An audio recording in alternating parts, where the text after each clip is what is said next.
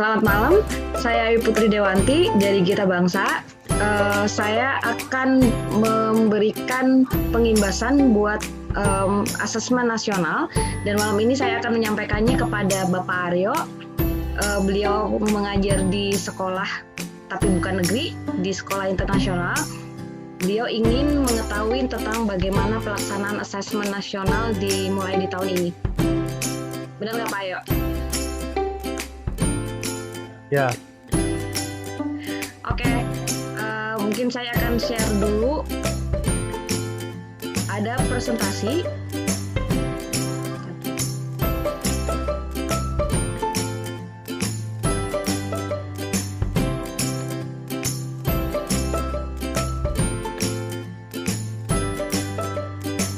Tentang nasional.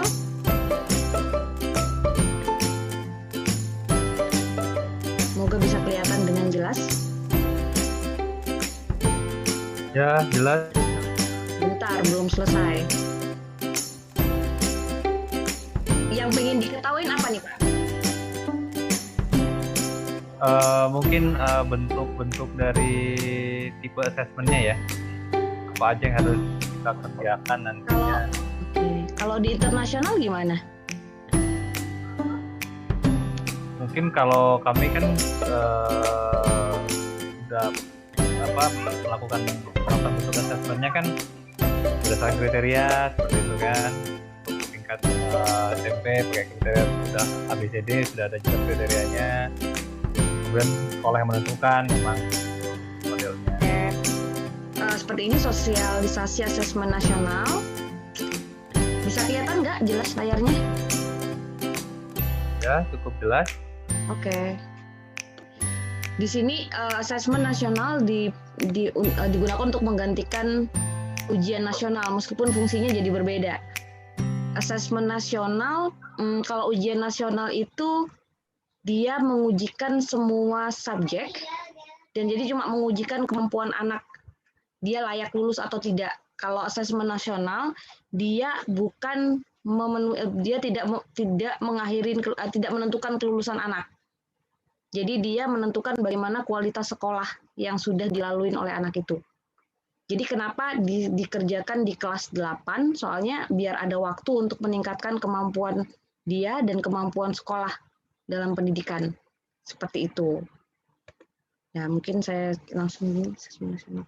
Oke, asesmen nasional ini ada 3 macam, yaitu AKM, asesmen kompetensi minimum, terus survei karakter, dan survei lingkungan belajar. Terus, nah, bedanya dengan ujian nasional, asesmen nasional tidak dilakukan oleh semua siswa, tetapi dilakukan juga sama guru dan semua ya warga sekolah ceritanya. Jadi dan ini tidak dilakukan oleh semuanya, tapi hanya menggunakan sampel. Dan siapa yang harus melaksanakannya akan ditentukan oleh Dignas. Seperti itu. Mana slide-nya sih? Apa itu asesmen nasional? Nih, asesmen nasional terdiri dari 3, asesmen kompetensi minimum, dia mengukur literasi, membaca, dan numerasi sebagai hasil belajar kognitif. Terus survei karakter, dia mengukur sikap, kebiasaan, nilai-nilai values sebagai hasil belajar non-kognitif. Terus survei lingkungan belajar, dia survei sekolahan ceritanya. Nah, dia ada 2 jenis untuk asesmen kompetensi minimum di literasi sama numerasi. Dan jenis soalnya bisa multiple choice, bisa penjelasan, dan itu melingkup di semua bidang. Ada pertanyaan dulu? Nggak ada suaranya, Pak. Oh ya, silakan lanjut aja dulu kok. Oke. Nah, ini contoh-contoh isi dari literasi dan numerasi. Jadi dia teksnya ada bersifat informasi sama sastra.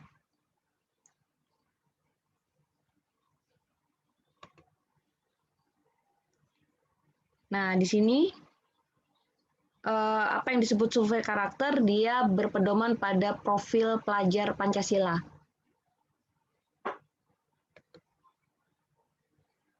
Nah, ini contoh-contohnya. Seperti itu. Terus, ya, asesmen nasional diberikan untuk siswa kelas peserta didik untuk kelas 5, 8, dan 11. Dan sampelnya cuma 45 siswa yang diberikan, yang akan dipilih oleh Kemendikbud. Terus guru SD, SMP, dan SMA, semua guru akan menjadi responden. Kepala sekolah juga, semua kepala sekolah bisa menjadi responden. Jadi asesmen nasional itu tidak hanya buat murid, tapi buat guru dan kepala sekolah serta warga sekolah yang berhubungan sama peserta didik. Nah, tujuan asesmen nasional meningkatkan mutu pendidikan, intinya itu. Jadi kenapa diberikan di kelas 8? Biar masih ada waktu sebelum anak itu lulus. Dan dia tidak menentukan kelulusan. Nah, kompetensi karakter murid seperti ini.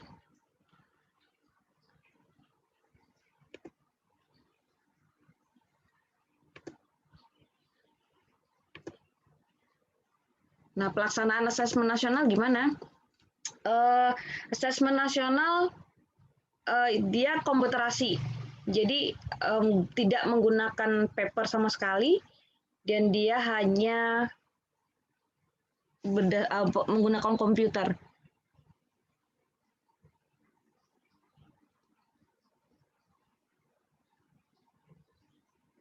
Dia pakai computer base seperti UN yang terakhir. Nah, seperti inilah. Di sini ada pertanyaan nggak? Di sini bisa kebaca kan ya? Ya, bisa. Okay. Cuman bagaimana kalau ada yang nggak punya jaringan internet atau bagaimana gitu? Itu harus menjadi kewajiban sekolah biar bisa. Soalnya kan sudah dipilih sebelumnya, anaknya udah dipilih sebelumnya, dan bagaimana sekolah mengadakan ya memberikan peralatan untuk bisa melaksanakan itu gitu. Itu juga masuk ke survei lingkungannya berarti, survei sekolahnya. Okay. Nah, oh ya, asesmen nasional hanya dilaksanakan selama 2 hari, nggak seminggu kayak UN kemarin.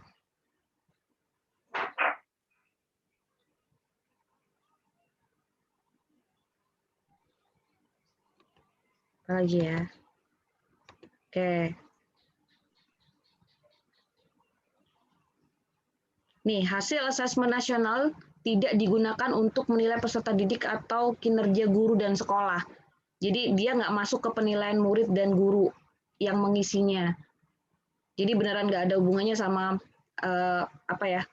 kinerja kita sebagai guru di sana, tapi dia akan menentukan kualitas sekolah secara umum.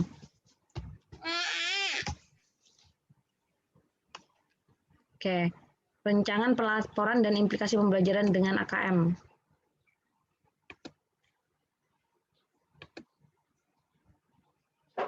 Nah, ini mungkin bisa dibaca nanti. Nanti akan saya sharing ininya.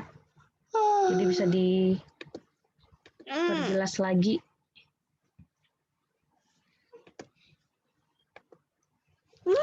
Ada pertanyaan, Pak? Ini sudah. Jadi intinya seperti itu. UN dan asesmen nasional itu beda banget. Jadi UN itu menentukan kelulusan. Kalau asesmen nasional dia hanya menentukan kualitas sekolah. Ada pertanyaan? Oh, nanti kita dapat semacam apa seperti surat atau apa gitu untuk laporannya? Iya.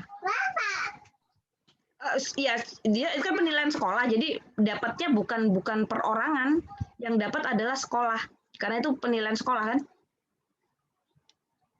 begitu. Oh. Sudah?